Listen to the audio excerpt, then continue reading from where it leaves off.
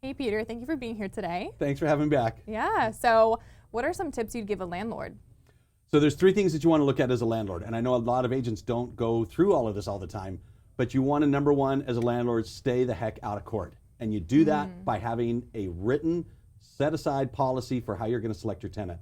There's 21 protected classes in the state of California. That's 21 ways that somebody could sue you for discrimination. You don't want that to happen because those get really expensive.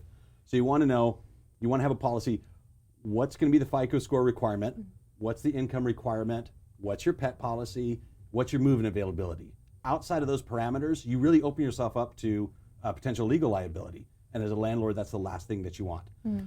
So you want to have your tenant selection in place, ready to go. Number two, you want to make sure you have a good attorney or property manager that's assisting you. If you don't want to pay a property manager, I get that. Set that money aside. You're going to pay it to an attorney later.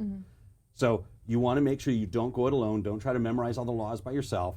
There is a whole lot to know in property management, and it changes all the time.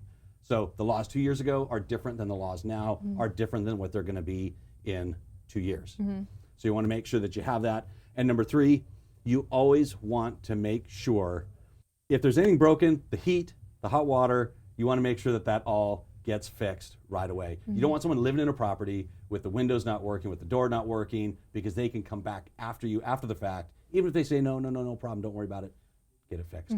Keep yourself fine there. Yeah, and if people have questions about this, they can come to you and ask you, have a conversation? Okay. Yeah, I work with a lot of landlords. I've been doing this for a long time. If you ever have any questions, reach out to me. I'm happy to give you any advice that I can, even point you in the right direction. Yeah, I love that. Well, thank you so much for being here and answering the question. Of course, my pleasure. Yeah, that was Peter Carlsing.